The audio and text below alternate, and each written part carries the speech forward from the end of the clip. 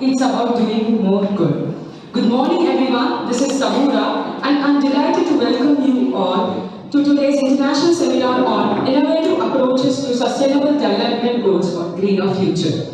The journey towards sustainability is not just a goal, it is a responsibility, a passion, and above all, a promise for better tomorrow. Today, we come together as learners, thinkers, and change makers to embark on this journey. Let us begin this inspiring day with a moment of serenity and grace. To mark the start of today's event, I request everyone to join hands in the prayer to invoke blessings for a successful and meaningful seminar.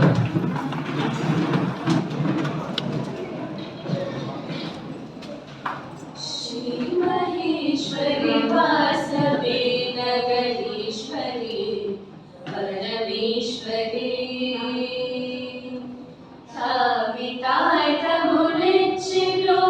मुकन्यका Parmeshwari देवदेवी Maheshwari Jagadishwari Bhuvaneshwari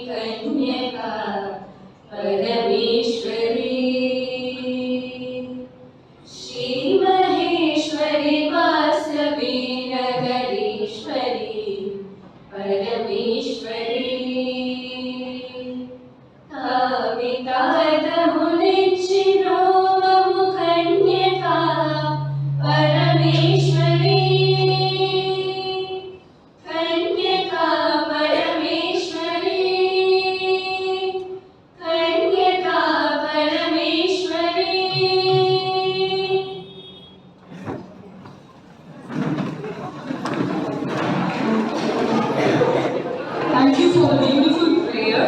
It has set a peaceful and positive tone for the day ahead. It is said that a warm welcome is the key setting the perfect tone for any event. To extend such a welcome, I invite Ms. Nirmala ma'am to take the welcome.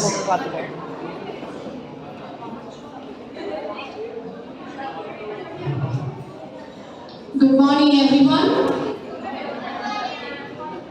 It is with great pleasure that I welcome you all to this international seminar on innovative approaches to sustainable development goals for a greener future, organized by the IQAC and Department of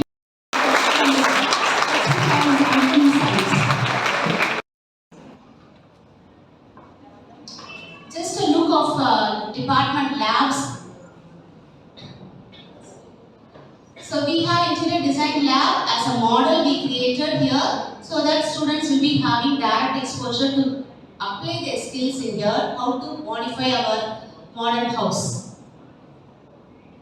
We have CAD lab to enrich your software knowledge, Google SketchUp, 3D modeling and then AutoCAD software. 3 years maths in workshop we used to organize. And we have special drafting lab where we all going to do this perspective views in this drafting lab. And especially we have architect person, MR staff will be handling this session. We have textile lab where we are all going for furnishing in interiors. Practicals will be done. So advancing with higher studies.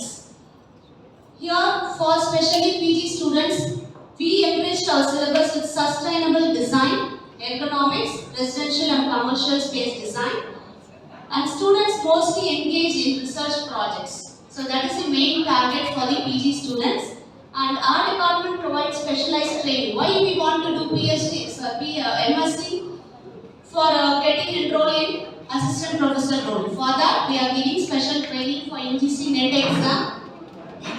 And our students last year cleared, 2 students cleared NET exam and posted as an assistant professor due to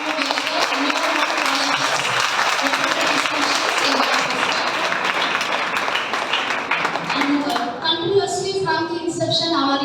students and PG students back university ranks. So almost 128 ranks we received from UG and PG 63 ranks we received from PG department. And here, bridging education with industry, we have certain tie-ups. MOU tie-up we made with BDR Construction and also CAD Lab, and many MOU we have tie-up. Every year we used to have at least 2 to 3 MOUs where all the companies used to come here, give internships and also placement in that regard. And here some placement students. Some I have mentioned artist space design firms, satire room decors, Baha kitchen and living, bright private limited, arms and homes and events, and also PG students placed as an assistant professor in these colleges: SKPC, DG Vaishnav College, JBS College, SSS Jain College, Mahalakshmi College, Marudur Kesari Jain College at Vellore, and Islamia Women's Arts and Science College at Vellore, and AMJ College at Meenambagam. So proud to have all these students. And whole student-centric approach, university rank holders are there, high-paid jobs we are providing, and skill-based learning add-on courses, value-added and collaborative activities. Continuously we used to have. Every year, students' research project will be published in ISBN journal. So in college itself, we have ISBN journal publication, and here recognized by Petroleum Conservation Research Association, organized by Central University. So they gave prizes, third prize and first prize, second prize. Every year our college students used to get prizes.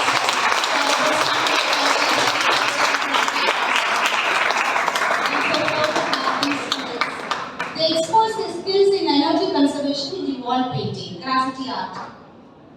And various competitions we used to organize. We have collaboration with SketchUp Revit software for rendering purpose. After AutoCAD, you will be doing in curriculum. AutoCAD is there, but after rendering, we have to learn about Revit and SketchUps. Some of the activities, guest lecture we organize.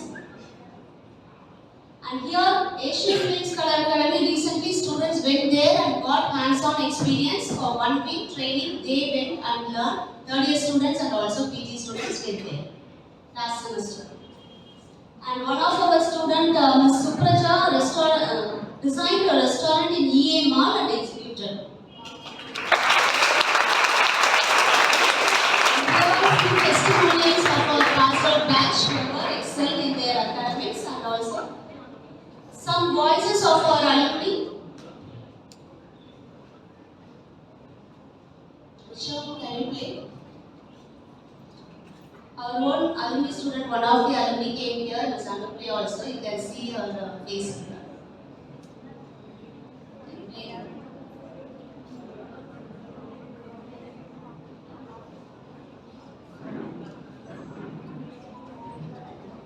These will be the motivation for you in future. You will be also here as an assistant professor in higher CAD.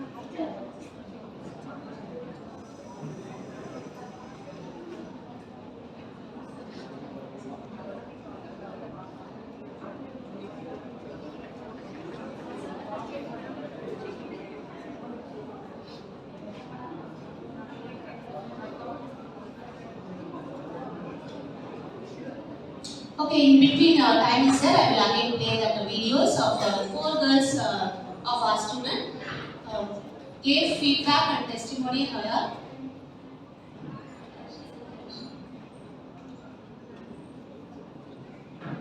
And last, I would like to convey only one thing for you all students. There is formative assessment and summative assessment. As per common approach, you'll be writing assessment test, internal assessment and other things, model pre-semester exams. Apart from that, quiz you will be doing, classroom discussion will be doing, question answer session will be there, discussions will be there. These all comes under formative assessment, developing your knowledge alone. Apart from knowledge, what you all need? Can anyone tell? Apart from your knowledge, what you all need? Experience. Skill, exactly. Skill based, summative assessment is a must. In what way you can expose your skill in the sense, research projects, you can create your own portfolios, whatever you are doing in practicals, that all can be created as a portfolios, and research interns project. Every intern, small room if you are designing, put it as a project, estimate the budget, professional practice is required, that is trained well for the PG, and UG also please learn that that is mandatory for your higher studies and also the placement. Even UG if you are competing directly going for placement, you require to estimate your project. So thank you all. Wish you all the best for your future.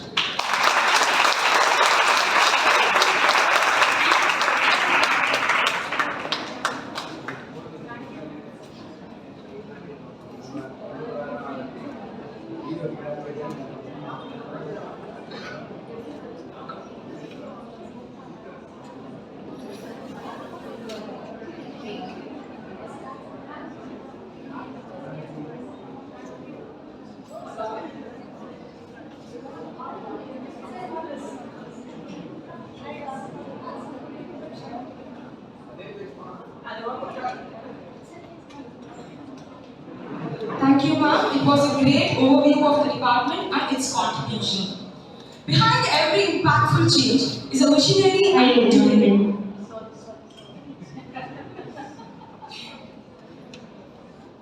Sorry. Behind every impactful change is a visionary, and today we are fortunate to have one among us to give us an insight into the remarkable journey of a chief guest. I invite Dr. Kavita ma'am to introduce Sir to the gathering.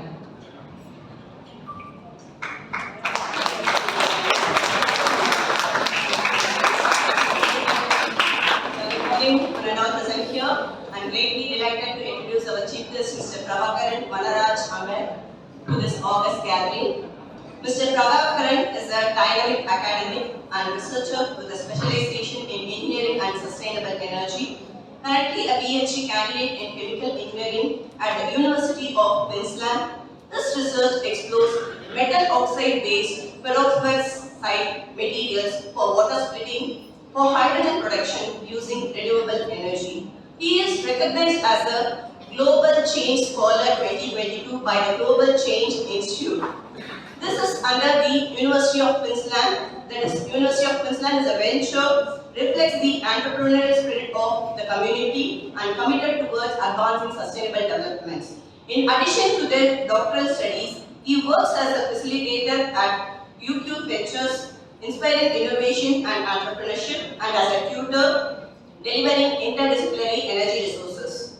Their academic journey includes a master's in sustainable energy, where they developed a climate positive strategy for the Brisbane 2032 Olympics, and a bachelor's in electrical and electronics engineering. Professionally, he has contributed to sustainability initiatives such as developing carbon neutral strategies for the UQ racing team and consulting on ecosystem restoration with the Queensland Trust for Nature.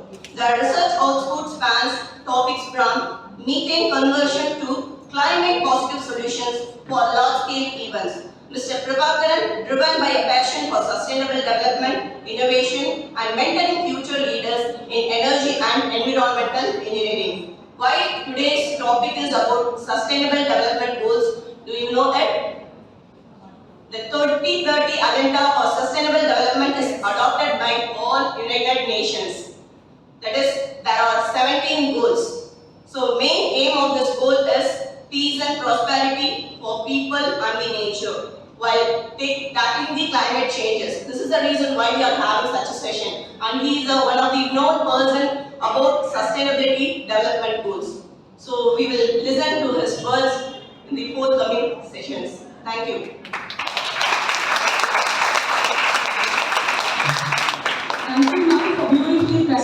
achievement of our chief guest, it is an honor to have someone so accomplished with us today. Every great institution thrives under great leadership. Now, let us hear a few inspiring words from the backbone of our institution, our respected principal, Dr. T. Mohan Street Ma'am. Thank you, Kanna. Jai Vasari, Asmat Gurubhyo Namaha. I won't take your time because I'm an art man out in this session because I'm basically art students. I want to appreciate that Prabhakar Vanaraj. I think that Vanaraj is a title given by someone. It's related with greener future. Vanaraj means in our language, you know the meaning? Anyone, Vanaraj? What's the meaning? Huh? King of forest. No, king of, it's not king of forest. King of garden. Vana means garden, park, greenery park. So that name also associate. Already it is inbuilt in your character, I think so. Vanaraj is Prabhakaran's father name. But we use like this. We associate something related with you. So it's most welcome. But you know very well there are many proverbs in Tamil. But I don't quote that. I want to quote in Sanskrit. There are two very well-known proverbs. One is Vriksho Rakshati Rakshitaha. What is the meaning? Vriksho Rakshati Rakshitaha. When you conserve nature, we can conserve the earth. I'm asking you. Always you are supporting that, I know very well. Vriksho means trees, that greenery. Madam already given the answer. The one more proverb, if you want service to the human is service to the God. For that, normally people used to tell, Paropakaraya prahanti nadyaha, Paropakaraya phalanti rukshaha, Paropakaraya chalanti gavaha, Paropakarardam idam sariram. Don't ask meaning. You have always in your palm one encyclopedia. Search and learn. Thank you, Department of ID. Earlier, I attended one seminar long back. I learned about the ergonomics. It was a useful seminar for me.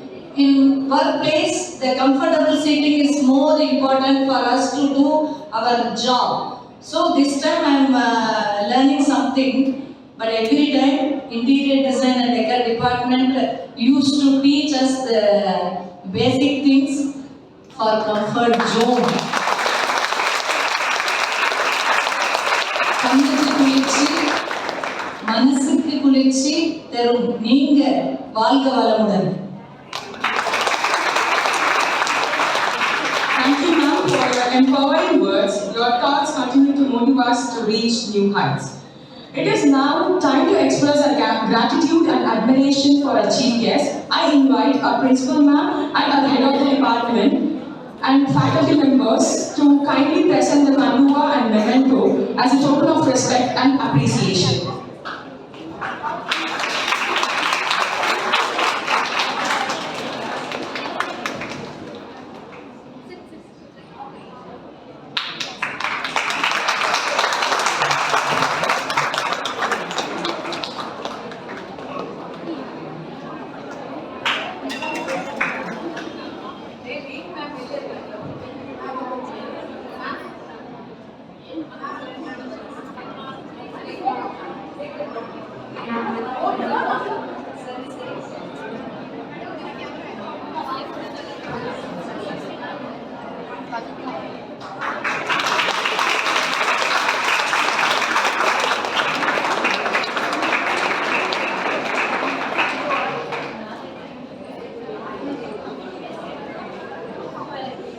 Thank you for this lovely gesture of honor. The highlight of our seminar has arrived. It is with great excitement that I invite our chief guest, Mr. Prabhakaran Vanaraj Ambed sir, to take over the stage and share his knowledge and expertise on building a greener future.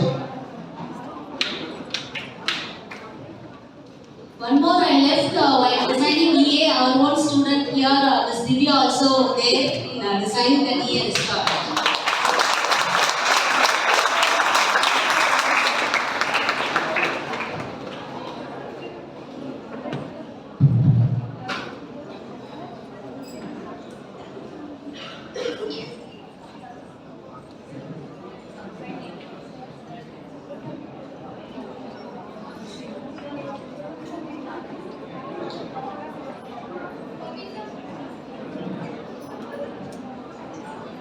Good morning to one and all present here. I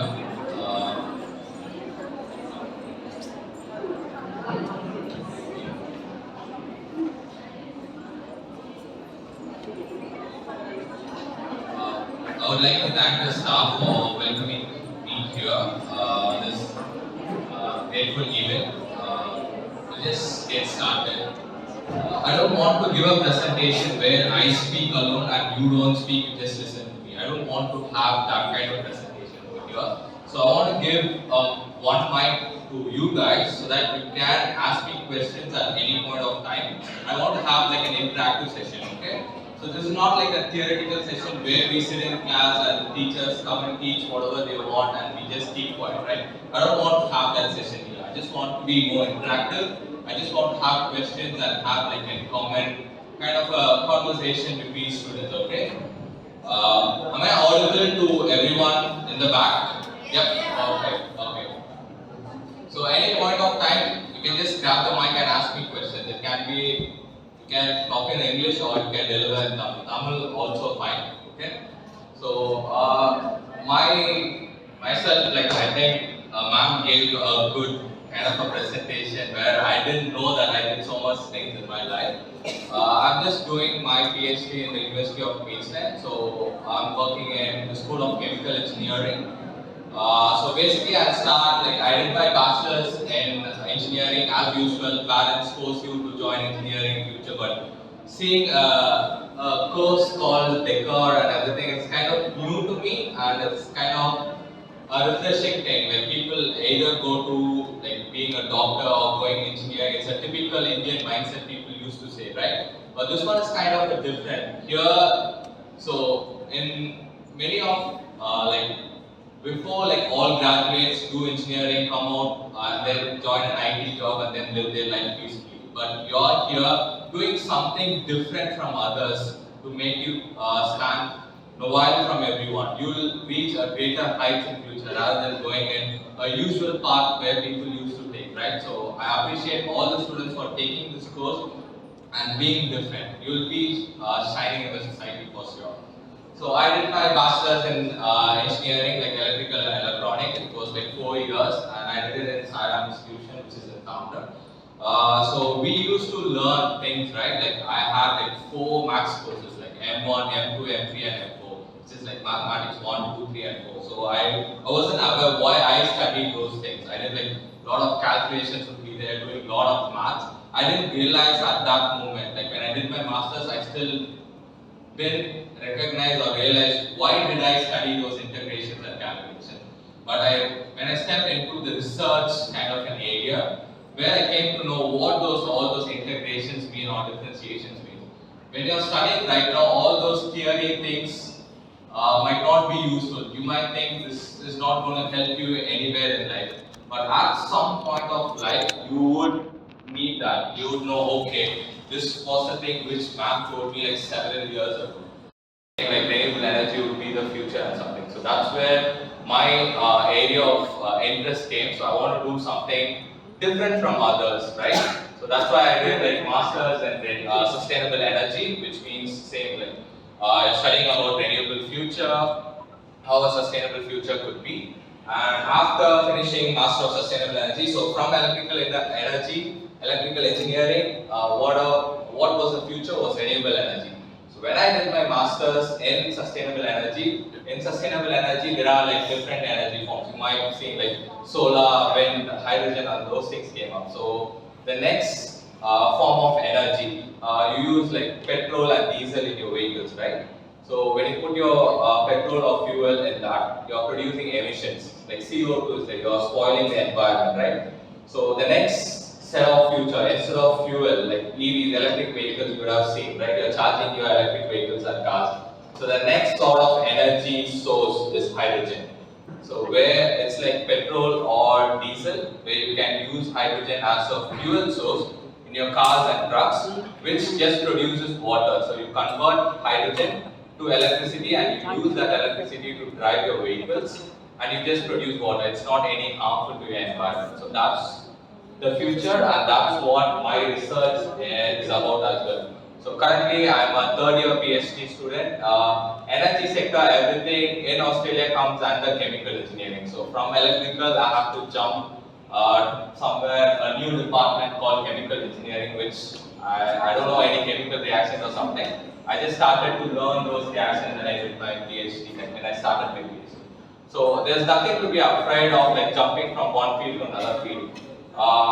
People used to excel in their field, right? Like if I'm an engineer, I'm excelling in my electrical engineering field. It's no longer used for me to sustain in the society because there's so much competition. Like everyone of you here is going to graduate with just a piece of paper, which is your certificate, which is eventually everyone is going to get, right?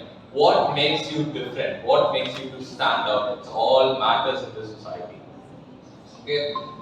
Just don't focus on academics alone. Try to do like as college also saying like improve on your skills and all those things are there. Just give like priority to those things also. Try to stand out from all your colleagues. Okay, that's what makes you to stand out in the society as well. So try to do something different. That's all. I don't want to like say a lot of things because I have a lot to cover. As I said, like everyone talks about sustainable energy. So does anyone give me a hint of what sustainable energy means to you? Is there a mic? Any student, like, just feel free to talk to me. Like, I'm also a student and you're also a student. I'm not any professional stuff. I'm also a PhD student in my university, right? So just talk to me. So what do you know about sustainable energy? Whatever comes to your mind, just say it to me. Don't feel shy. There's nothing wrong. I won't say you're wrong, you're right. There's no correct answer to that, okay? What is sustainable energy and what do you know about it? Or just sustainability? Anyone? How many of you believe that climate change is happening or not? Just please like raise your hands. How many of you believe that climate change is happening right now? Okay. Okay, hands down.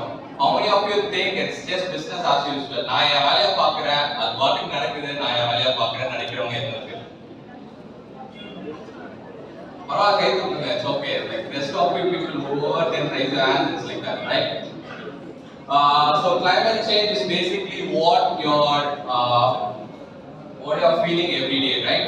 Before your parents would say like, இவ்ளோ வெயில்லாம் நான் பார்த்தது இல்ல, இப்ப பார்த்தா வெயில் இவ்வளோ அதிகமா இருக்கு, ஆனா அது காரணம் என்னன்னு யாருக்குமே தெரியாது. ஸோ அதெல்லாமே இருக்குதான்.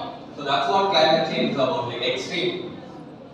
Whatever pollution you have emitted, like industrialization நடந்துருக்கு, முன்னாடி நம்ம ரோட்ல நடந்து போயிட்டு இருந்தோம், இப்போ இத்தனை கார் ரோட்ல போகுது அப்படின்னா you have done something to the environment. You have done a change which has negative and also a positive effect. Positive effect நாளதான் நம்ம இங்க உட்கார்ந்து பேசிட்டு இருக்கோம், நம்ம இவ்வளோ கம்ஃபர்டபுளா இருக்கோன்றது பாசிட்டிவ் எஃபெக்ட். ஆனா நெகட்டிவ் எஃபெக்ட் தான் அது வந்து என்வாயர்மெண்ட்ல பாதிச்சிருக்கு. That's what has happened to the environment. That's what people say that climate change has affected our weather patterns. That's why we are having severe weather conditions, unexpected rain.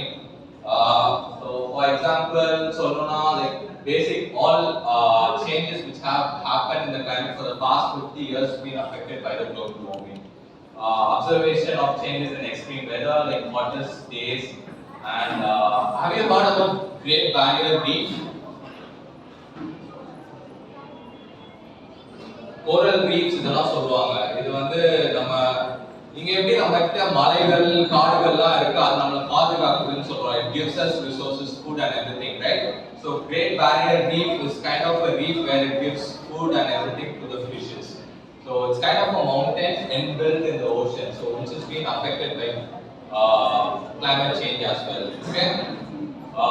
Okay, for example example நான் இப்போ சொல்றேனே, இப்போ ரீசெண்டா வந்த flood சென்னையில எல்லாரும் சென்னைக்கு வரணும்னு நினைச்சோம், அப்படியே திருவண்ணாமலைக்கு போயிடுச்சு. யாரும் எக்ஸ்பெக்ட் பண்ணல. So these are the things, uncertain things which are happening every day, right? It's going to get worse and worse in the future if we're not doing anything towards that. As a decor engineer or something, where you are here, right? I want to give you, at the end of this session, I want to give you some tips.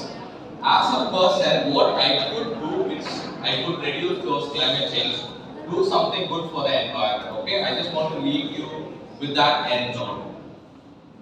Okay, some people don't believe like climate change is happening. Like, okay, வெயில் அடிக்குதா அடிக்குது, நான் கூட தண்ணி நிறைய குடிக்கிறேன், மழை பெய்யுதா மழை பெய்யும், it's okay ன்னு எல்லாரும் சொல்றாங்க. But what has happened from the history? So the first curve which you see, that's the normal curve where you have the previous climate, like where you have less cold weather and you have more like hot weather would be there. But in the first curve, there's a regular pattern. Like this was the usual pattern before like 10 years or 15 years, but that pattern has shifted towards the right, where you have more extreme hot days nowadays. So that's what it's kind of a proof. It's been done in 2007 before, where the normal day was recorded, and after a few years now we could see more hotter days could be there. So I just want to give you more focus on India. So India, everyone, எல்லாருமே கேள்விப்பட்டிருக்கீங்க, எல்லாமே pollution நடந்துட்டு இருக்கு, டெல்லியிலலாம் வந்து போனா நம்மளால மூச்சே விட முடியல அப்படின்னு நிறைய பேர் சொல்றாங்க. அதெல்லாம் ஏன் நடக்குது அப்படின்ற இதுதான் இந்த கிராஃப் நீங்க பார்க்கலாம். Like clean air days அப்படின்னு பார்த்தா in 2019 red ஏரியால எல்லாமே more pollution and more இதனால அந்த ஏரியா ஃபுல்லாவே ரெட்டா மாறிருக்கு. So change, நான் சொன்ன மாதிரி அதுதான், climate change நடக்குதுன்றதுக்கு like there are proofs being proven by scientists and everyone, where we experience like hot days where we have like more than 6 degrees C in 114 years. Rainfall has been decreased drastically, heat waves irukku. So all those things are kind of a proof that climate change has been happening. It's not going to affect you today. You are sitting in a comfortable AC room. In the next 15 years, when you have your children or grandchildren, it would directly affect them at that time period. Then you might think we are too late. So whatever resources we have right now, we are enjoying that in a comfortable zone, right? When you think about your future kids or someone who's coming in, imagine living in an environment where your kid grow out wearing a mask. Like even in the COVID day, நம்மளால mask போட்டு ரொம்ப நாள் வெளில போயிட்டு வர முடியல. Imagine the next 50 years, like everyone have to wear a mask to go outside. So that's a terrible condition. You don't want to go in that path, right? So that's why we are here to study something.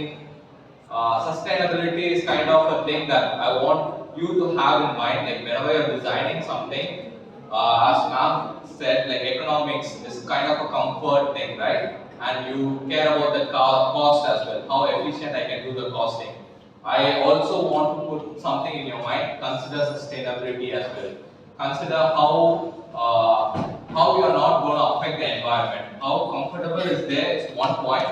How you can make it energy efficient is another point, where you consume less resources. Okay? Okay, so I just want to skip everything. So now everyone understood, right? Like this climate change is happening. ஆமாவா இல்லையா? Okay. So climate change நடக்குது. ஆனா ஏன் நடக்குது? Can someone give me some reason? Like Priya பேசுங்க. It's okay, no problem. நான் பேச மாட்டேன், எனக்கு தெரியல. ஏன் climate change நடக்குது? Pollution. Okay. Any other reason? Fossil fuels. Okay. Okay. So there are one particular reason. There is no one particular reason for this cause. So greenhouse gas emissions and all those things contribute to that factor. But I'm here talking to you, right? I need some sort of energy. The fan or the electricity, whatever it's running, it needs some sort of energy, which is like electricity, right? And when you have cars and everything running on the road, which needs energy. So in this world, everything is revolving because of energy.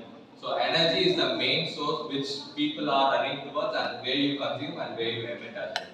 So I'm just giving you, this is called a Sankey diagram. You can Google it, this one, like it it can be used in any of your projects as well. So on the left hand side you can see what comes inside, and on the right hand side you can see what products are converted to what and what is the output product. Where you can see on the left hand side what are the resources which we have. என்ன இப்போ இந்த current இதெல்லாம் ஓடுதுன்னா எதுல இருந்து ஓடுது? எல்லாமே electricity. ஆனா electricity எடுக்கிறதுக்கு நம்ம வந்து lignite, coal இதெல்லாம் யூஸ் பண்றோம். Oil, goal, petroleum and everything. So those are input energies. So அதுதான் left handல போட்டுருக்காங்க. And then right hand what like energy ஒரு சைடுல ஆயில், coal இதெல்லாம் இருக்குன்னா we are converting that into electricity or we are converting that into fuel which we are running our vehicles, right? So that's how the conversion happens. In the middle, industry, transport, others are like இங்க இருக்கிற residential அதுக்கெல்லாம். So then you are converting how you are consuming at the end. So everything is around energy. So in this world we are consuming around 9.55 million tons of energy. Okay. On the energy that we convert money like everyone are using for their own purposes, from industries to this room where we light fans and everything which is energy, right? So this is the world consumption, and this is what the Indian consumption based on 2020 is. So we use oil, coal, gas and electricity, and then how those electricity are converted to industry, transport and others. Okay. So this one you can use in your future, like this is called Sankey diagram. It's not only used for energy. You can use it for different purposes. You can put something for interior design, what I can say. Like for example, paint. Okay, you have paint, right? You use paint for interior design. You can put paint or where you're getting the paint from, and then you can draw this Sankey diagram. How a paint is being mixed with other colors, and then that color where it could be implied. So this is kind of understanding where it starts and where it ends, and what are the conversions happening in the middle. So there are softwares where you can edit it for any purposes. Okay, this one is called like Sankey diagram. Okay. So now I told you how we use energy, right? So in India we have a lot of energy. So எல்லாருமே கோல் கேள்விப்பட்டிருக்கீங்களா? நிலக்கரி. So இங்க நம்ம உட்கார்ந்து இந்த எலக்ட்ரிசிட்டில இருக்கோம்னா அது காரணம் நிலக்கரி தான். ஆனா நிலக்கரி we are like burning the coal. When you burn coal, you produce CO2 and NOx, SOx, everything they say. Like nitrous oxide, sulfur oxide and all those things. When you inhale that one, it's kind of a poisonous to you and also to the environment. So coal is kind of a not good thing. Coal is harmful to the environment and harmful for us, but we need it to produce energy to live comfortably in this room, right? So right now India uses like almost 50% of the energy which we produce is from coal, followed by oil, biogas and natural gas. So you can see from 2000 to 2022, it was like bare minimum over there, and then it has increased drastically. Can you say why it has increased drastically? Why we need more coal, more oil, more energy? 2000ல பாத்தீங்கன்னா energy produce பண்ணது எல்லாமே கம்மியா இருக்கு. 2022ல பாத்தீங்கன்னா எல்லா ரிசோர்சஸுமே நம்ம அதிகமா produce பண்ண ஆரம்பிச்சிருக்கோம். Why? Population. Exactly. So population in 2000 எவ்வளவோ அதுக்கு ஏத்த மாதிரி we have mined and used those resources. Eventually, like in 2022, the population has grown for as like supply and demand down. Simple supply and demand. Before supply கம்மியா இருந்தது, we had like a lesser demand. We got like lower supply. Now it has drastically increased, like not quite. I think price it has increased because of the population and everything. So அதிகமா நோண்டிக்கிட்டே இருக்கும், அதிகமா இது பண்ணிட்டு we are burning those coal, and that coal has been settling in the environment, which causes more pollution and more gases, like poisonous gases. So இது increase ஆகிட்டே இருந்துச்சுன்னா what will happen? Eventually at one point, okay, நம்மகிட்ட coal இருக்கு, oil இருக்கு, everything is there, we're just taking it up, right? But everything has a limit. எதுவுமே like it's not an infinity where you dig up everything and you will get the resources. At one point of time, you will be running out of coal, oil and everything. Because you know how coal is formed, right? Like we have studied in school, plant degrade and then they form, takes like 100 or 200 years to form that coal, right? நம்ம எல்லாத்தையுமே use பண்ணிட்டோம், ட்ரீஸையும் cut பண்ணிட்டோம், then how you will get that coal? Eventually after like next 100 years, you won't find any coal, you won't find any oil. How would you survive? How would humanity survive? That's kind of $1 million question where everyone are working, That's why Donald Trump yesterday he wants to prioritize sustainable energy. From US president to everyone over here wants to see what's the future is for.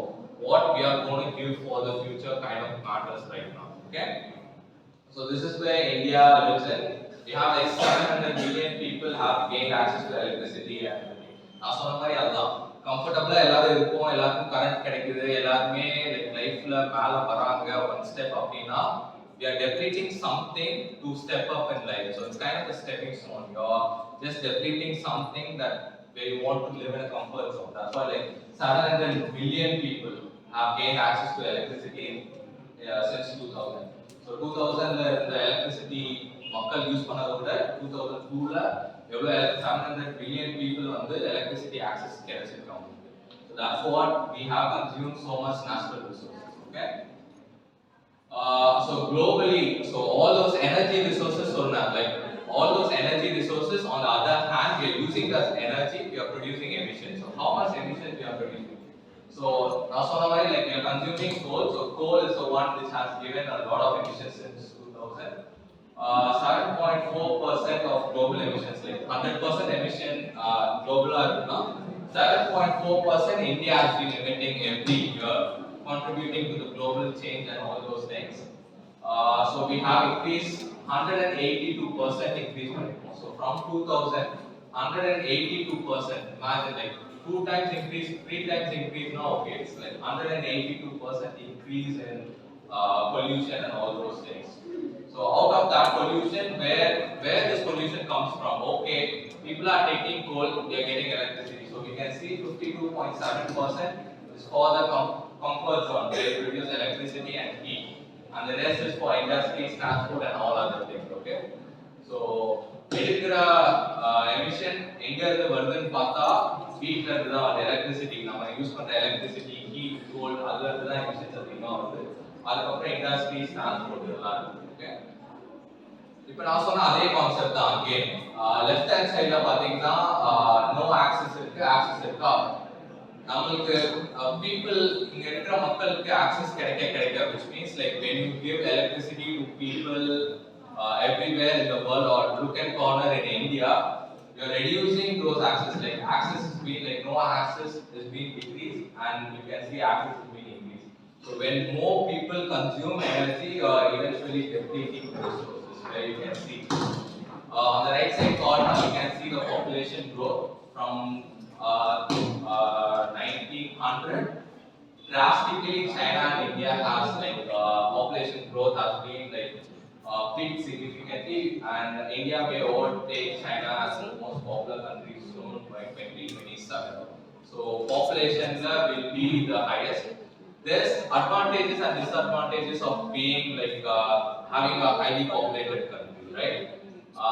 So there will be a lot of people to do all the choices. Whatever you have, there will be people, but where would the resources come from? That's kind of another question, right? So this emissions are happening and all those things are happening, right? So how is India doing coping up with this one? Has India taken any steps to overcome these things? Okay. So this one is called a climate change tracker. You can track how you track buses and something like that, right?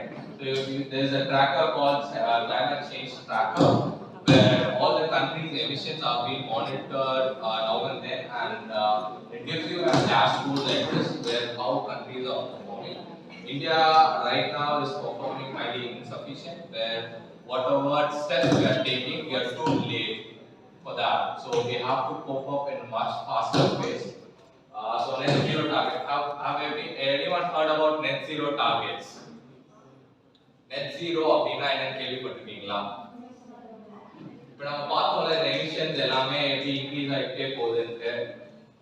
This emissions 2000 ஆரம்பிச்சிருக்கோம் and 2002 we are in a peak, right? We wanted to bring this peak to zero again. So from 2000 to 22 we are almost like 24 years, right?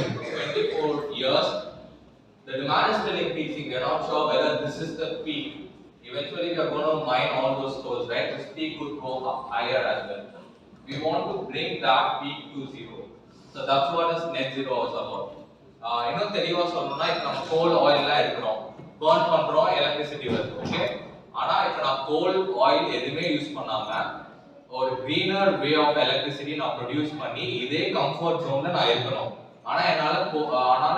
ஆனா என்னால இந்த natural resource பாதிக்கப்படக்கூடாது அப்படின்னா நான் என்ன பண்ணணும் what government should do and what individuals should do so the effort is net zero is about sustainability is about right but நம்ம மக்கள் தான் இருக்காங்கல பண்றோம் சொல்லிட்டு they keep on postponing things even it happens with politicians it happens with whoever as an individual we keep on postponing things right procrastinating so that's why all in the United Nations இவங்கலாம் சேர்ந்து they have pledged that every country would achieve this net zero we don't want to use deplete those environment and we want to have a net zero means there's no emissions there's no pollution everything will be clean so that's what is about net zero so India has promised that it will be net zero by 2070 so there's almost another 50 years to go almost 50 years other countries like US China is also like they want to do it in 2060 US and other countries they have pledged to do it in 2050 so 2050 like Australia also has pledged to attain net zero by 2050 so by 2050 there will be no emissions and nothing will be there in other countries but why we are delayed why it takes India to 2070 to reach this target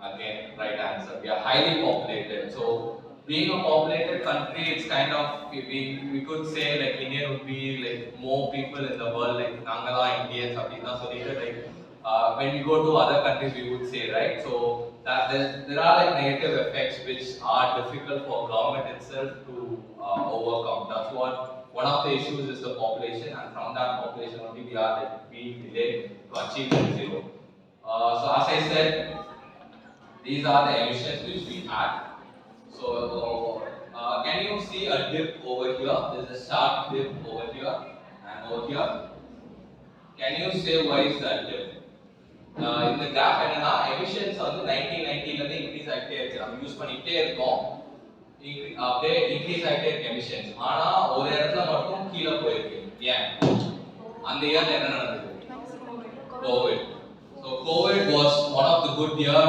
for the natural resources like environment and everything they were pretty happy because we didn't consume that much fuel we didn't dig so much coal we didn't pollute that much that's why we can see a dip over here so that's this people are so happy like environmentalists everyone were happy if this dip goes down and eventually if you are going down in that track you would achieve net zero like in a faster pace but that's not it's an impossible thing people can't just stay home and do work from home everyone has to go outside because they need to get food and do their living right so that's kind of impossible for them but it showed a thing like people இப்போ நிறைய பேர் work from home culture எல்லாம் வந்துருச்சு இதெல்லாம் IT வேலை செய்றவங்கலாம் work from home வந்தது அதெல்லாம் வந்தது காரணம் because of covid but there are advantages as well இப்போ கரண்ட் யூஸ் பண்றோம் coal burn பண்ணிட்டு தான் இருக்காங்க ஒரு இடத்துல இப்போ அந்த ஆபீஸ்லாம் operate ஆகலனா we have saved some energy eventually வீட்ல தான் இருக்க போறீங்க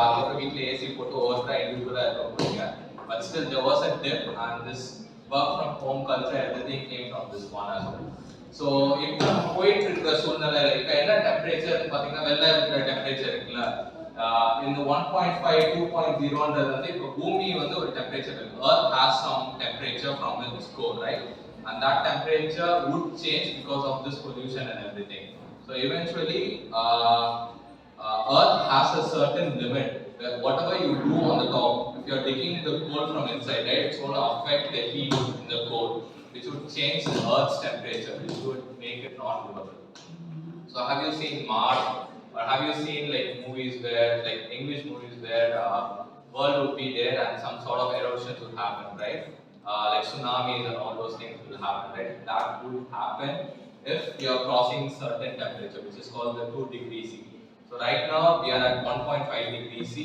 so that's what it's called 1.5 degrees C like domestic pathway that's where we have to be that's kind of a limit if you are going more than 2 degrees C nama the 2024 படத்துல அந்த மாதிரி tsunamis earthquakes and all those things will become more frequent But from the data, what you can see, like from the history, the path has like during COVID we went down, and after that we have increased dramatically, and we are not going in the correct path where we want to be.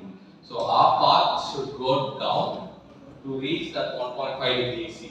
But we are not going in that path. We are going in an opposite direction, where the climates are going to be worse, and you will see it again. So what people are doing? Okay. I just want to give you a relationship between energy and development. Like I just want to compare where India stands with other countries as well. India is over there. So human development index, like everyone talks about GDP, all those things like highly difficult terms, right? GDP na ஒண்ணுமே இல்ல. எல்லாரும் ஒரு கண்ட்ரியில 100 பேர் இருக்காங்க, 100 பேர் எவ்வளவு சம்பாதிக்கிறாங்க divided by the individual person. இப்போ எல்லாருமே எல்லாருமே ஒரே சம்பளம் வாங்க மாட்டாங்க. Everyone will get different incomes, right? All those incomes sum up divided by the total population will give you the GDP.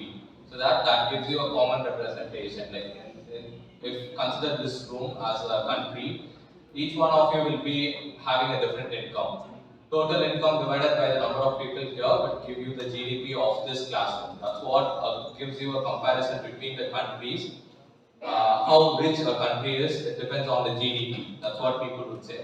நான் எவ்வளவு பணக்காரனா இருக்கேன்னு ஒரு கண்ட்ரி சொல்றாங்கன்னா அது அவங்க ஜிடிபியை பொறுத்து தான் இருக்கு.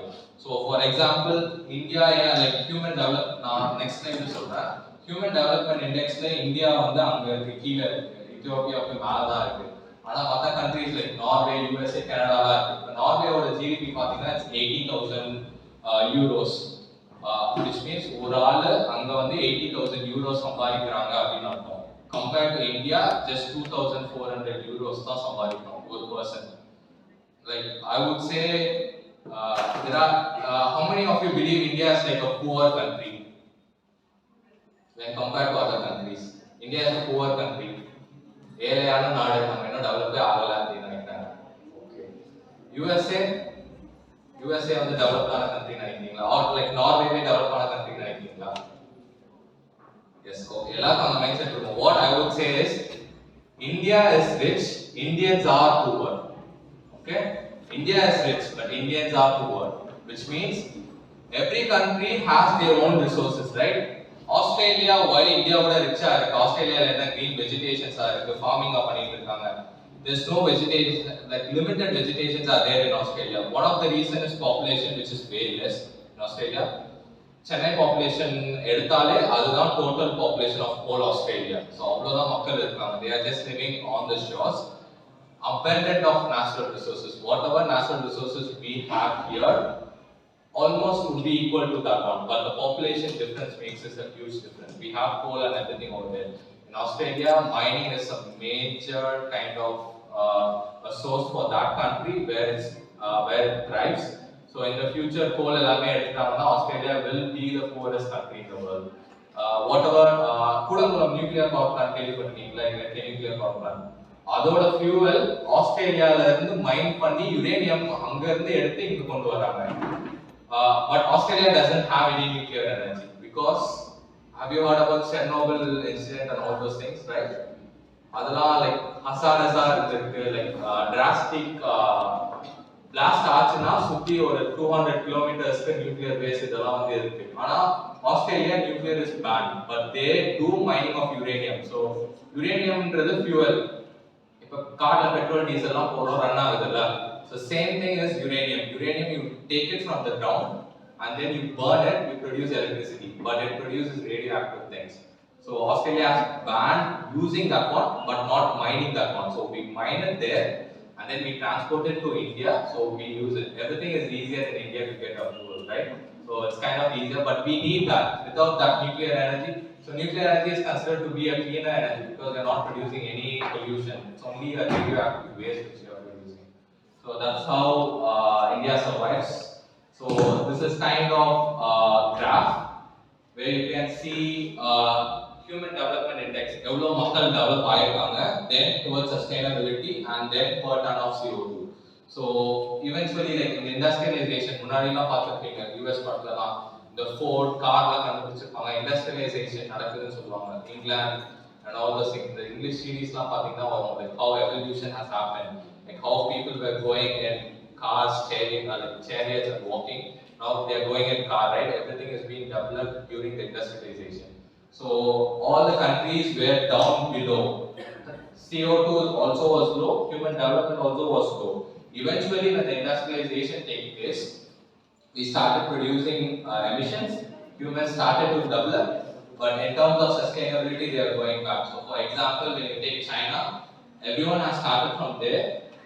We started to produce emissions, humans started to develop, but sustainability, no one is caring about sustainability. That's why the graph goes like that. And where you have very high human development is there, like people in US and Norway, they are living like a comfortable life, right? So they are in a high human development stage, but in terms of sustainability, once people go to that stage, right, it has taken like 100 years for them to be highly developed. After that, they focus on sustainability, how to move towards here, right? Now they have grown all the way to here by using those emissions, right? All those coal and everything they used up and they have been in a comfortable place.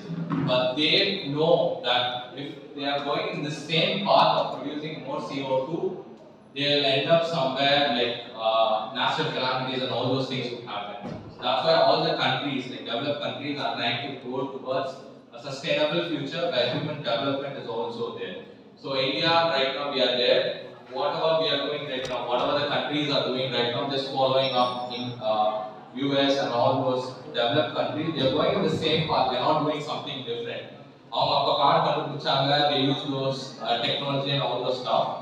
அவங்க கண்டுபிடிச்சாங்க, அதே நாமளும் பண்றோம். We are following up people. We are not doing something different where that would take us to a sustainable future, right?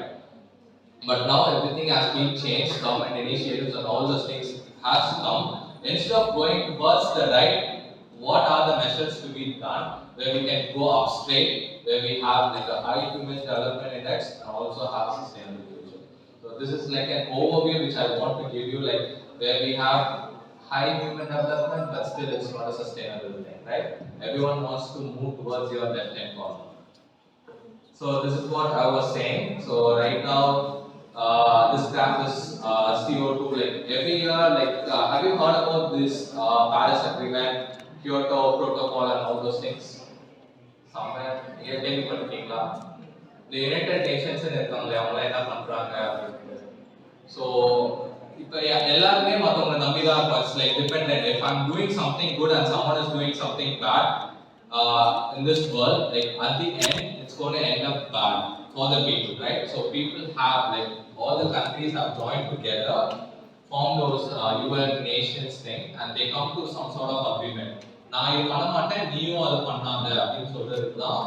We have this Paris Agreement and all those things where people from different countries, financial investors and all those people come together and come to an agreement. Okay, we're not going to pollute this much, you also don't pollute this much. Okay, if I'm not polluting this much, I need some resources, right? So US or some other country will give those resources to them, so that everyone would be kind of an equal. So even after that, we have those emissions being peaked around in 2020. Right now they are here.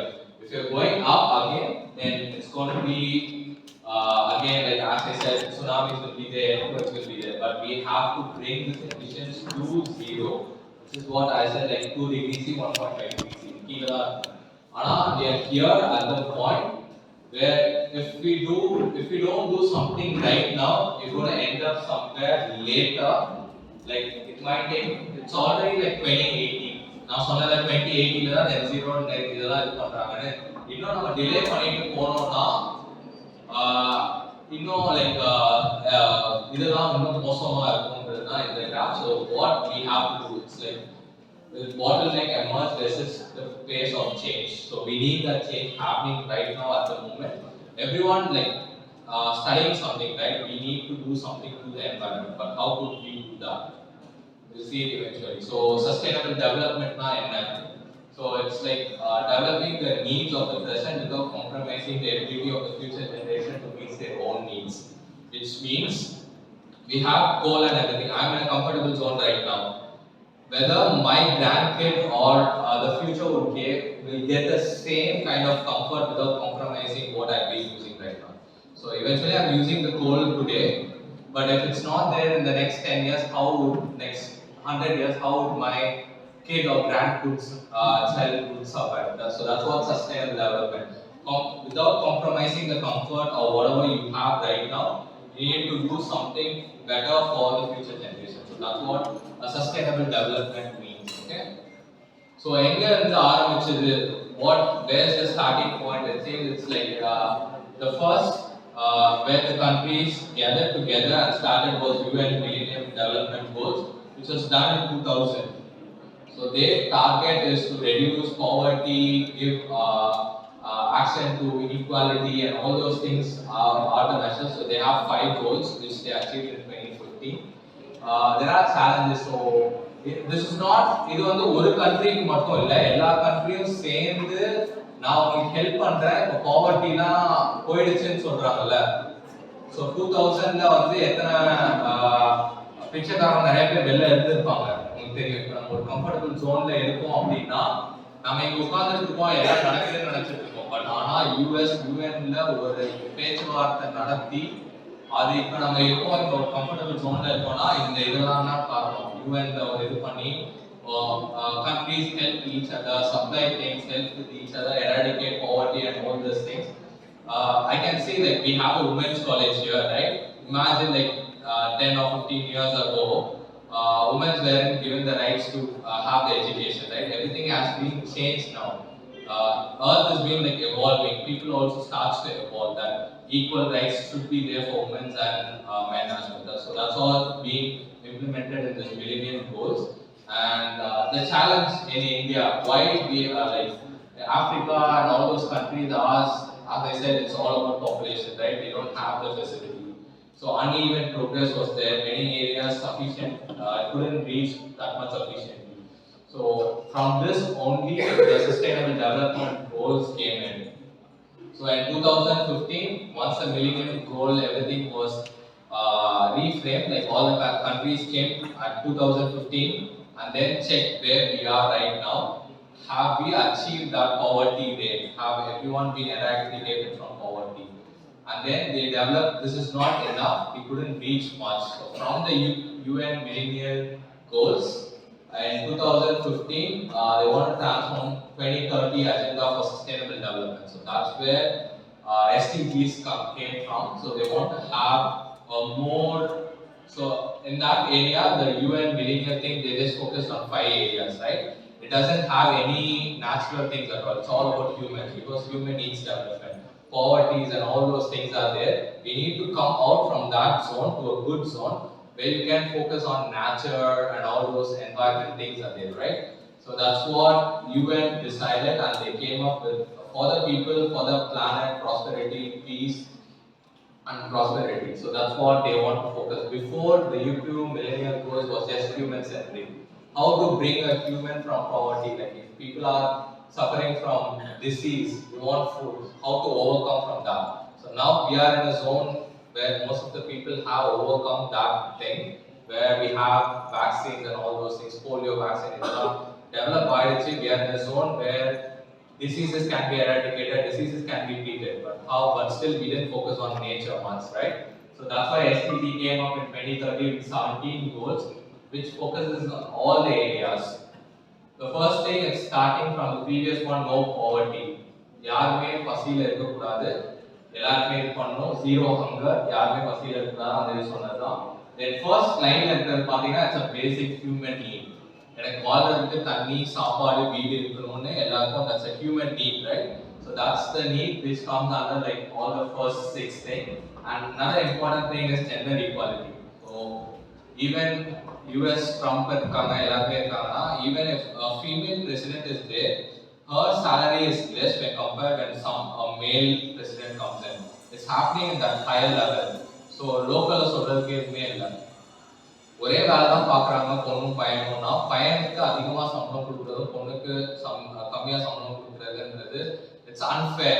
Like they are doing the same job, they have to be paid the same amount, right? They have to be given a 50% chance. That's what is about like gender equality that has to be there, which is one among the goal. And then comes energy and all those sustainable development and all those climate action. These 17 things would cover everything in this world towards peace and prosperity. Okay, That's why the UN has developed the 17 goals. இதை யாராவது முன்னாடி பார்த்துருக்கீங்களா? Has everyone seen this kind of goals? Okay, some yes and some no. So all the governments and everyone are working towards this, and everything starts from private companies. Like private people wants to do something for the environment, and the government adapts to this one. So that's why we are running towards that. So everything has been interrelated to each one. I'm specialized in energy, so I just give an example for energy thing. So if I need more energy, I need more cost, right? For example, this one is related to each one. எல்லாத்துக்குமே interloop ஆயிருக்கு. ஒண்ணுல நம்ம பண்றது இப்போ நம்ம poverty இல்ல எல்லாருக்கும் current கொடுக்குறோம் அப்படின்னா we are somehow eradicating poverty, right? இப்போ நான் வந்து கரண்டே இல்ல, நான் வந்து வீட்ல இருக்கேன், எனக்கு கரண்ட் இருக்கு அப்படின்னா எனக்கு சாப்பாடு இல்லாம இருக்காது. எனக்கு சாப்பாடு இருக்கிறதுனால தான் நான் சாப்பிட்டு ஒர்க் பண்ணி I'm living in a comfortable zone. So one is interlinked to each one தான் இதுல காமிச்சிருக்காங்க.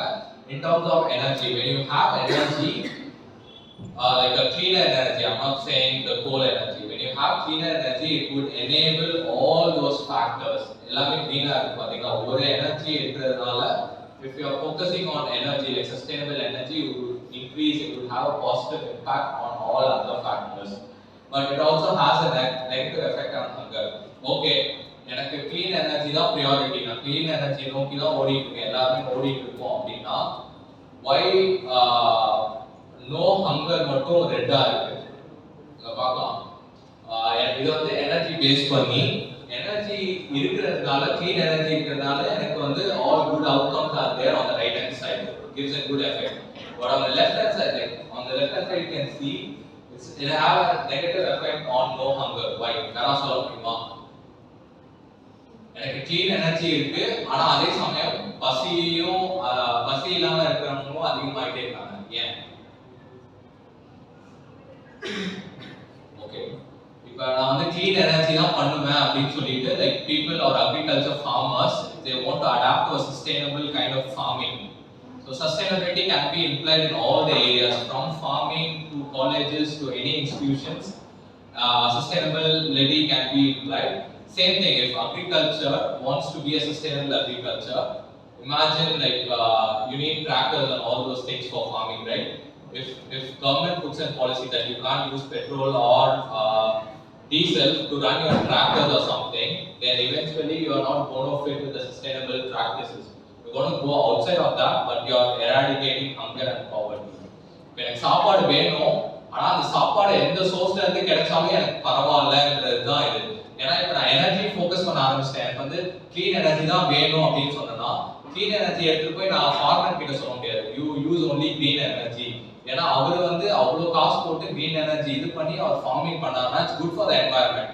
But whether he can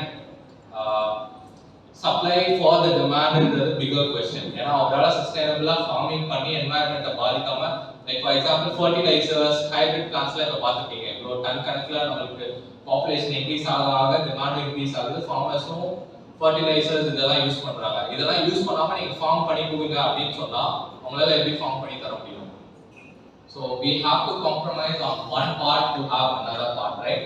So until we find a good substitution or sustainable substitution, we still depend on fertilizer and all those things. That's why we have the hunger point as even though we have good cleaner energy, it can't be applied because we didn't have that transition happening. Okay. எல்லாருக்கும் தெரியுதா இதுல என்ன இருக்கு sustainable SDG 17 என்னலாம் இருக்குன்னு சொல்லிட்டு? Okay. If you want to prioritize something, one like நம்ம மூணு காலம் மட்டும் இது பண்ணுவோம், 9 8 8 ரெண்டு இருக்கு. So it's kind of a top in the pyramid. Which would you prioritize? And out of 17, which area would you prioritize? First, second and third. Anyone would be interested? இப்போ பிரச்சனைகள் இருக்கு, இதுல வந்து நான் ஃபர்ஸ்ட் ஃபோக்கஸ் பண்ணனும் அப்படினா எதை focus பண்றேன்? No பாவர்ட்டியா, ஹங்கரா?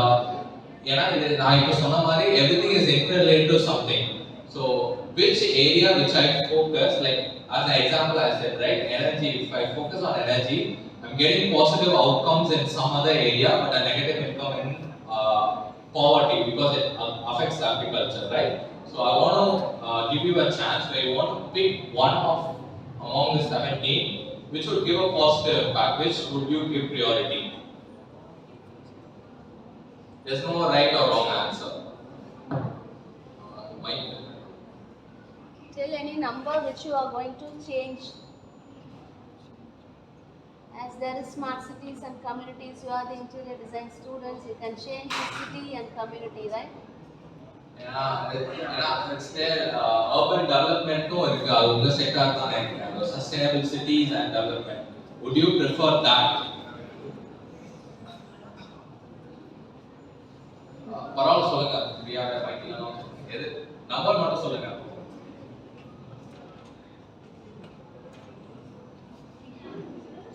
Just say the numbers, girls. Just say the number, it's okay. Number 3. Good health and well-being. Okay. நல்ல hospitals, நல்ல medical facilities இருந்தா, do you think we can eradicate everything?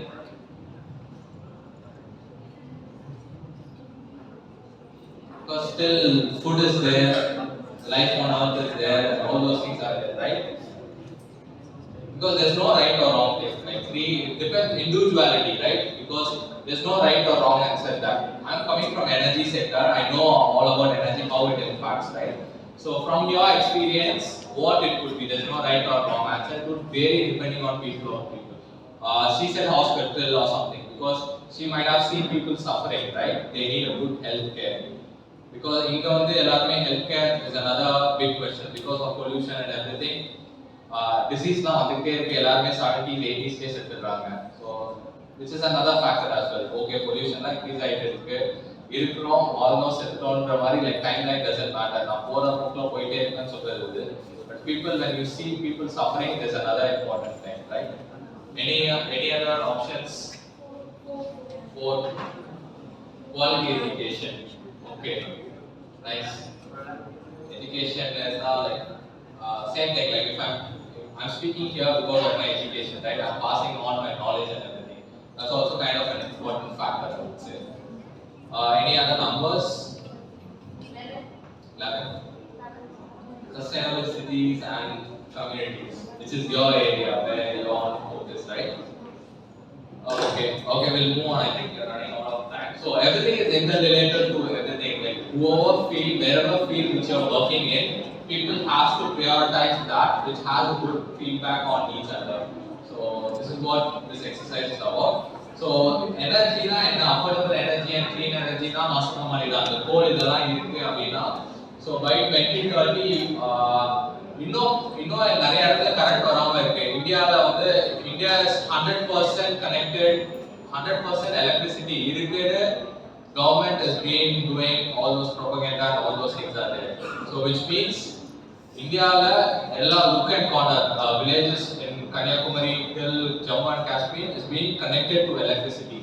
So which doesn't mean that everyone having electricity 24/7. Pole wire எல்லாமே இருக்கு எல்லா இடத்துலயும் இருக்கு ஆனா அந்த கரண்ட் இருக்கான்றது தான் क्वेश्चन. So 100% electricity அப்படினா everyone should have electricity 24/7 and it should be an affordable one. இப்போ electricity prices எல்லாம் increase ஆயிட்டே இருக்கு. நான் electricity இருந்தும் சில பேர் வீட்ல வந்து electricity யூஸ் பண்ண மாட்டாங்க. வீட்ல எல்லாம் அம்மா அப்பா எல்லாம் திட்டுவாங்க கரண்ட் சேவ் பண்ணனும் ஆஃப் பண்ணு சொல்லிட்டு ஏன்னா அவங்களால அஃபோர்ட் பண்ண முடியாது. So it should be affordable and also available. That's what more focus on affordable energy and everything. So if I coal இதெல்லாம் use பண்றதால what would be the next? So as I said SDG 7 is linked to everything where when you focus on affordable energy and clean energy where you can give quality education, life on land will improve, climate action will improve and all those things are there. Okay, clean energy அப்படினா என்ன? Okay, coal, oil இதெல்லாம் சொல்றோம். Clean energy னா என்ன? யாராவது ஏதாவது சொல்லுங்க. Can someone give me answer what is clean energy is? How would we get clean energy?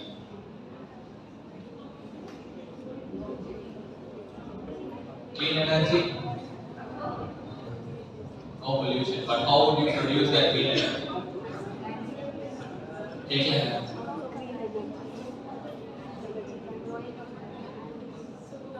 Solar, wind and all those things.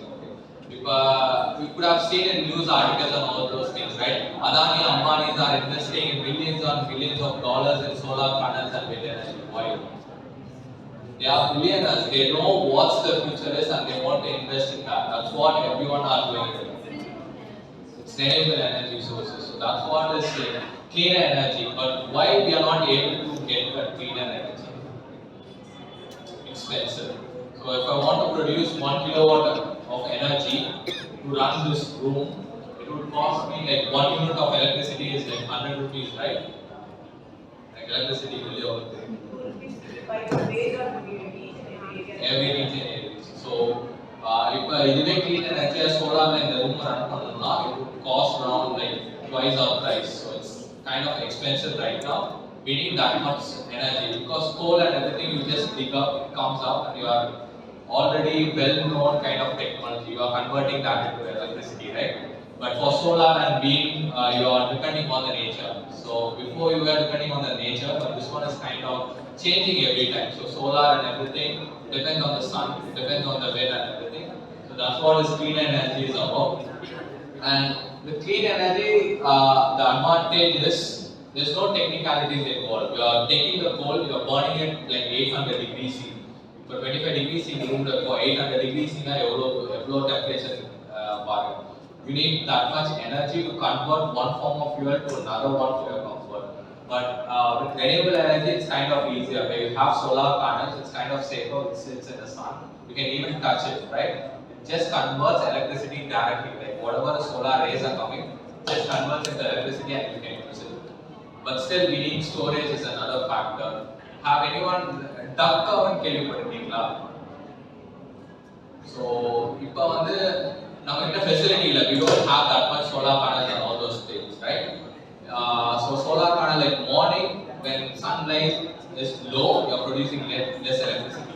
When sunlight is at peak at 12 p.m., you produce more electricity. But what is the use? Like there is demand and supply is there, right? What if the supply is more and demand is less? All the energy will go and waste. என்கிட்ட டிமாண்டே இல்லை ஆனால் என்கிட்ட supply இருந்துகிட்டே இருக்கு electricity என்னால் store பண்ண முடியாதுன்னா எல்லாமே வேஸ்ட்டாக தான் போகும். ஸோ ரெனியூவல் எனர்ஜியில் அது ஒரு டிஸ்அட்வான்டேஜ் இருக்கு. We don't have storage. இப்போ கோல் இருக்குன்னா அது அப்படியே கொட்டி கிடக்கும். நம்ம வேணும்னா எடுத்து பர்ன் பண்ணிக்கலாம். டிமாண்டுக்கு ஏற்ற மாதிரி அவங்க கோல் எடுத்துப்பாங்க. பட் ரெனியூவல் எனர்ஜியில் என்ன டிஃபிகல்ட்டினா சோலார் விண்ட் நம்பி இருக்கும். அது எப்போ வரும் எப்போ இருக்காதுன்னு தெரியாது. It's unpredictable, right? So you need to have something as a storage. That's why it comes in battery. Your phone எல்லாம் use பண்ணிருப்பீங்களா battery like 1000 milliamp hour அப்படி சொல்லுவாங்க. For storage லாம் increase ஆயிட்டே இருக்கு. Apps எல்லாம் ஒரு Samsung phone எல்லாத்துலயுமே. Imagine it's like 50 or 500 times more bigger storage you need. அதெல்லாம் இன்னும் research போயிட்டு இருக்கு. அதெல்லாம் தான் future, like people doing research on that. How would you store that kind of energy in a high in a manner where you can use it for a later purpose? இப்போ காலையில எந்திரிக்கிறோம் 7 மணி 8 மணிக்கு எல்லாரும் office போறோம். But ஆனா அந்த டைம்ல Sun கம்மியா தான் இருக்கும், விண்டும் கம்மியா தான் இருக்கும். You need some sort of stored energy to supply that demand. மதியானம் எல்லாரும் ஆஃபீஸ் போய்டும், வீடு எல்லாமே கம்மியா தான் இருக்கும். அப்ப எலக்ட்ரிசிட்டி டிமாண்ட் வந்து ரொம்ப கம்மியா இருக்கும். ஆனா அந்த டைம்ல தான் நமக்கு எனர்ஜி அதிகமா வருது. ஸோ அப்போ நம்மளால ஸ்டோர் பண்ண முடியாது. திருப்பி ஈவினிங் எல்லாருமே வீட்டுக்கு போயிடுறோம், ஃப்ரிட்ஜ் எல்லாமே ஓடுது, ஏசி போடுறோம் night.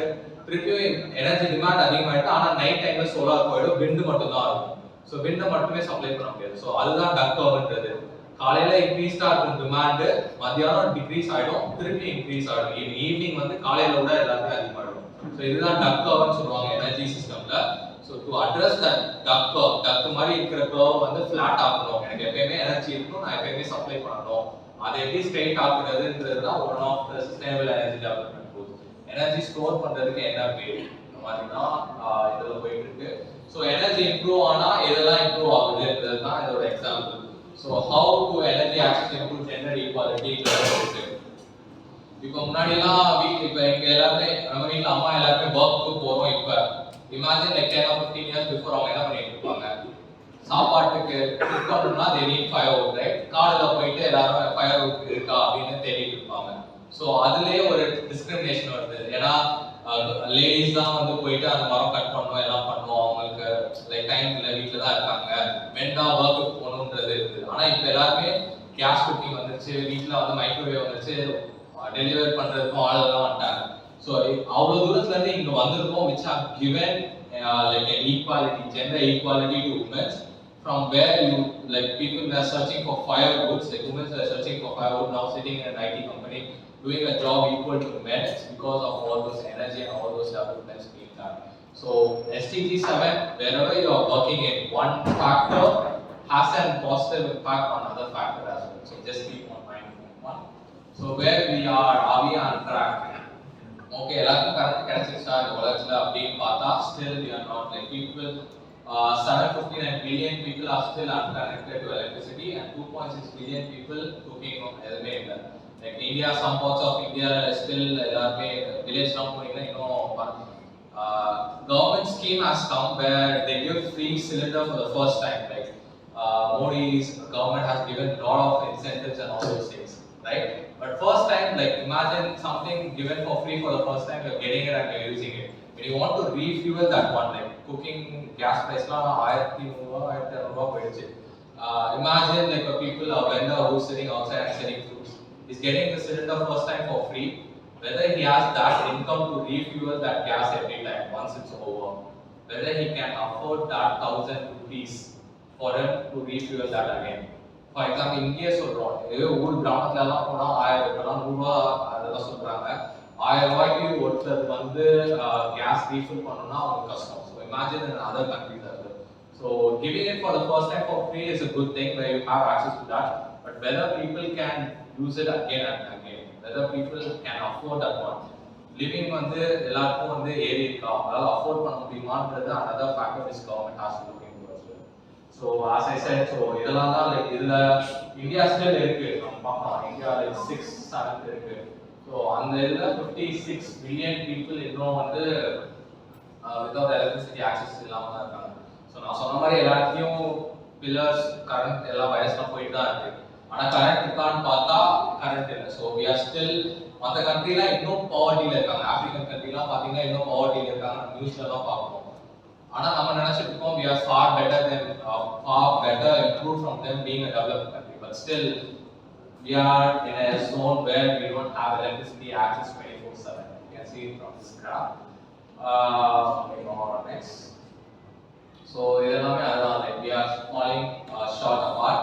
So as I said, definition of clean cooking access na LPG, ethanol, biogas, solar cookers, electricity இதெல்லாம் தான் cleaner cooking.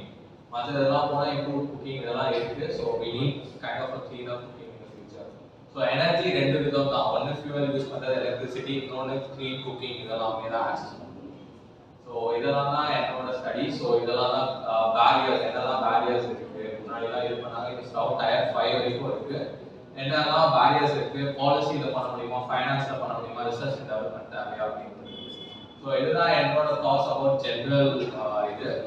இப்போ SDG, we saw about SDG, right? How are we doing SDG in the graph? So you can see like 17% on track. So 167 targets இருக்கு. 17 goals தான் பார்த்தோம்னா 17 goals குள்ள 167 targets இருக்கு. அதுல நம்ம எப்படி பண்ணிட்டு இருக்கோம் அப்படின்னு பார்த்தா we are just like 17% on track.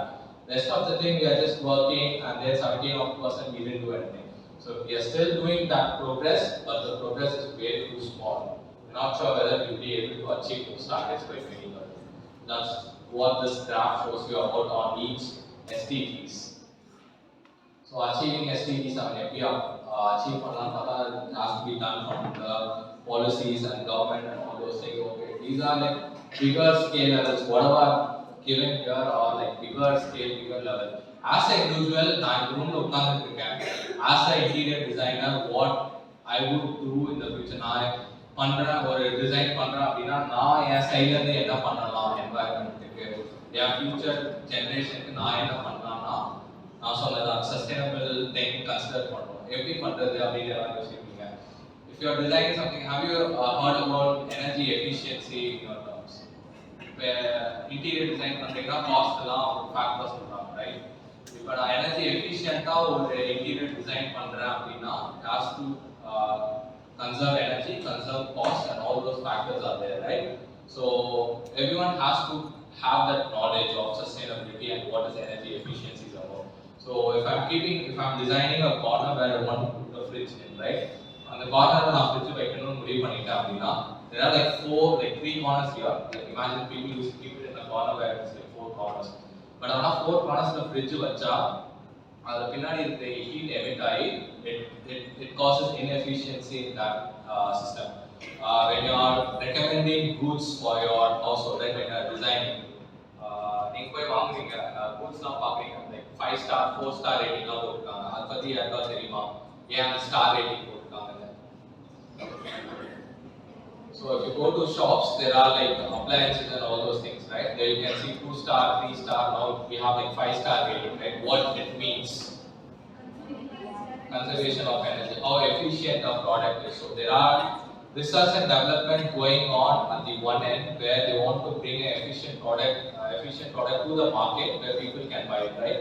But the cost would be a little bit higher.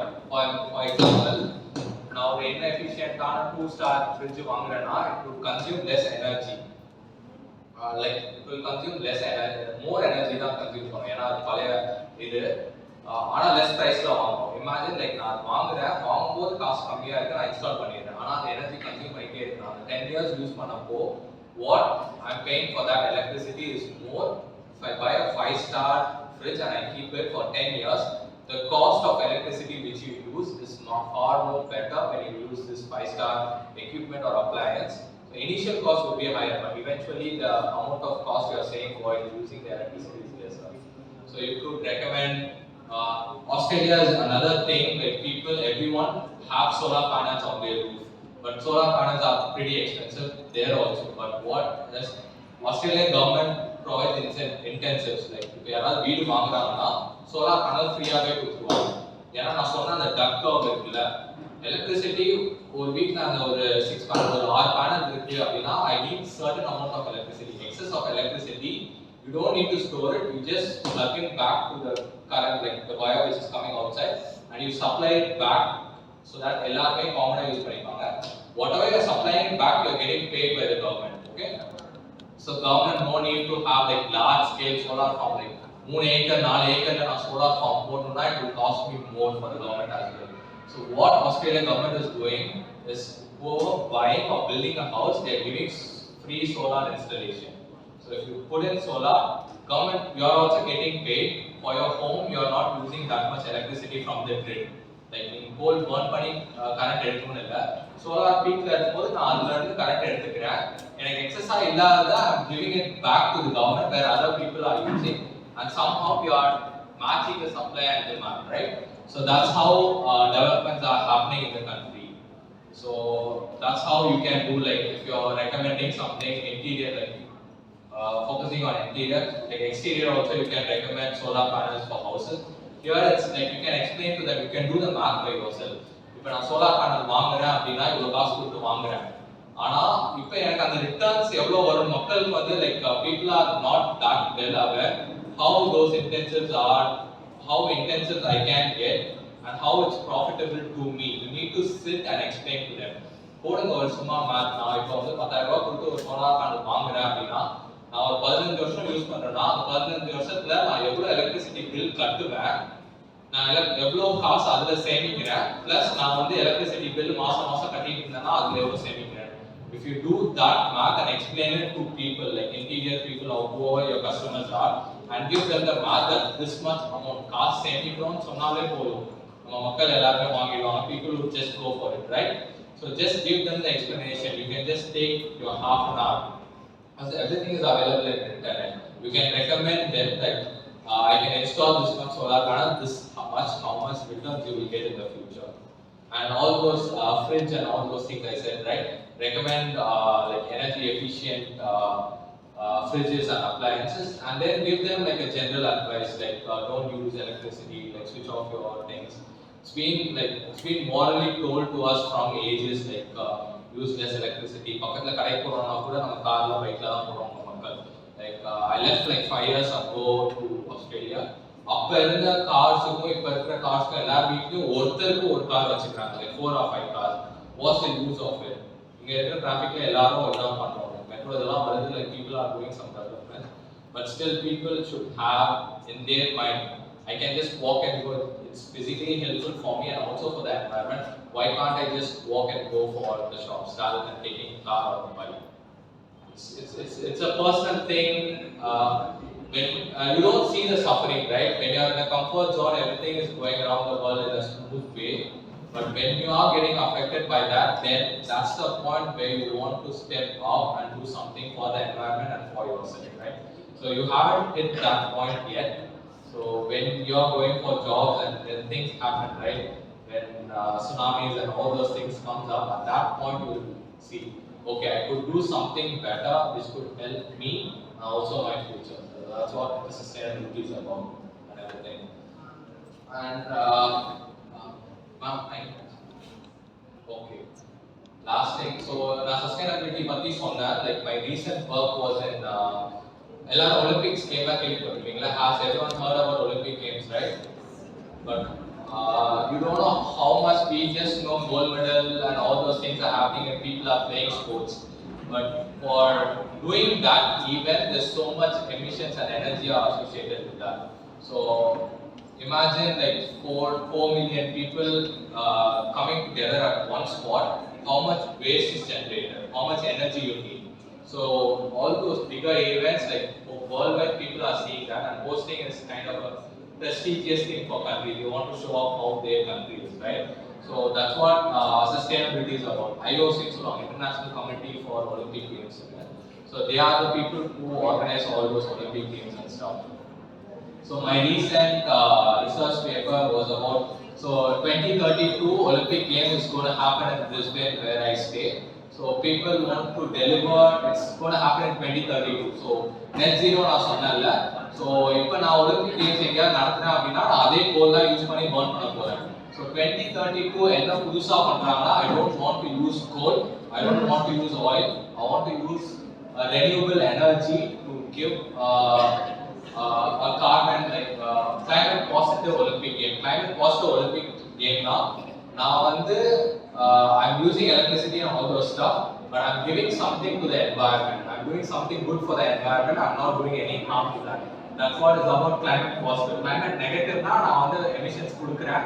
அது affect பண்ணுது climate and nature affect பண்ணுது. Climate positive Olympic game na positive I'm doing something to the environment. So this is what.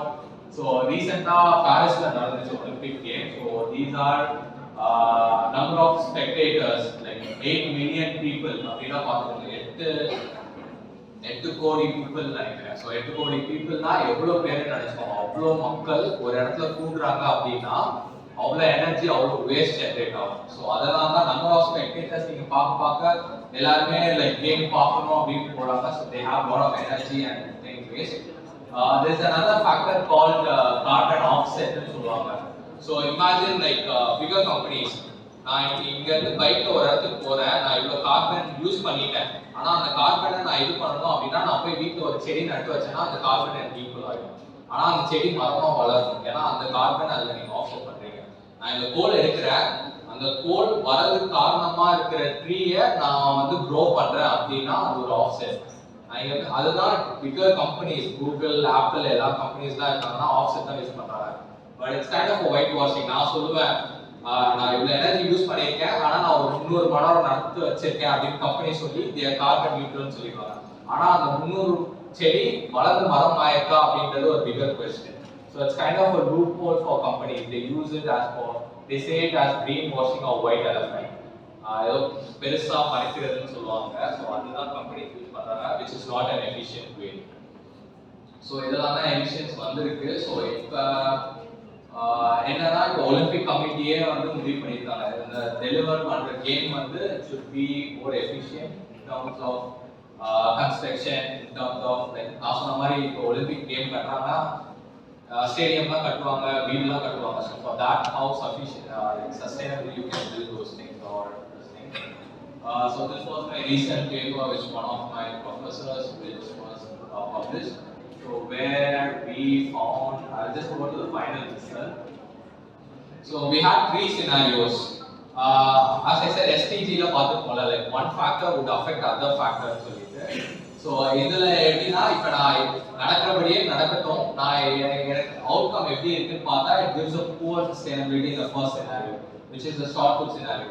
Second scenarioல பார்த்தோம்னா மாடரேட்டா நான் டார்கெட்லாம் சொல்லியிருக்காங்க, அந்த target எல்லாம் நான் achieve பண்ணேன் அப்படின்னா how sustainable it is. ஆனால் நான் வந்து 100% நான் சொன்ன அக்ரிகல்ச்சர் இதுதான் எக்ஸாம்பிள். நான் வந்து ஃபோர்ஸ் பண்ணுறேன், ஃபார்மர்ஸ் எல்லாரையுமே புஷ் பண்ணுறேன், நீங்கள் வந்து இதுதான் யூஸ் பண்ணியே ஆகணும், நீங்கள் என்வாயன்மெண்ட் அஃபெக்ட் பண்ணக்கூடாது அப்படின்னா eventually the cost will rise up and that gives a good sustainable outcome, but it won't give a good effect on people because people can't pay that. So you need to have a reasonable target which can be done and which is doable. So that's what my recent findings were. Thank you so much.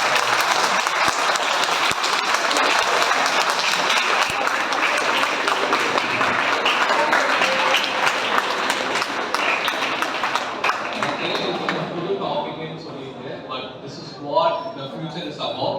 So if you are in interior design, it could be a niche topic if you say that I'm considering sustainability, I'm doing something for the nature.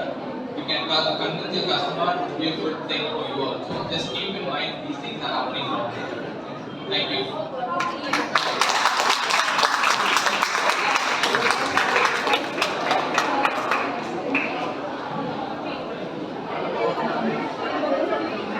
Thank you so much for such a wonderful, excellent performance and presentation by Mr. Prabhakaran. Future interior designer, வெளியில clients கிட்ட போயிட்டு how you are going to deliver, how you are going to tell the client using sustainable materials. That's what the important thing. So you can use the bamboo for decorating and landscape importance inside. Lot of greeneries can be applicable interiors and exteriors.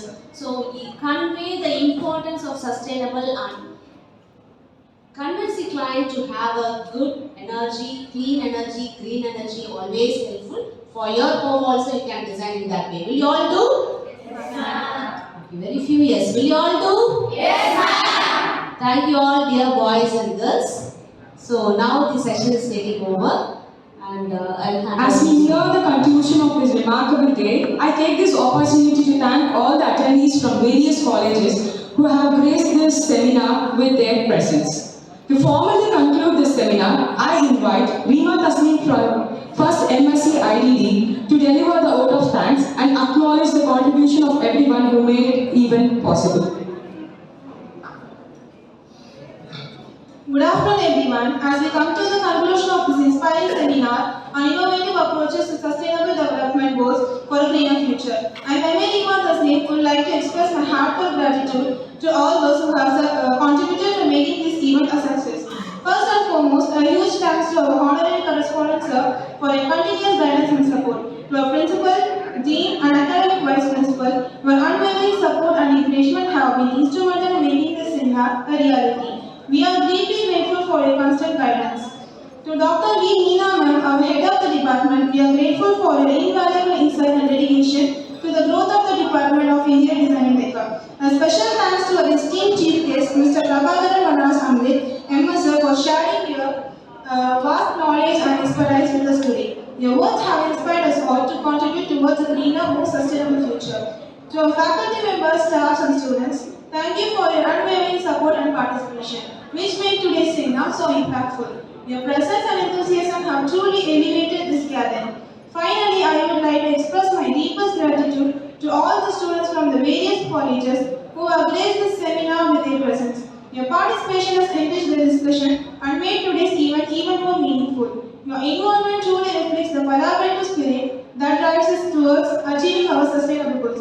Let's take the knowledge and inspiration from today's seminar and turn it into action by creating a sustainable future for generations to come. Thank you once again everyone for making this event memorable. Have a great evening ahead.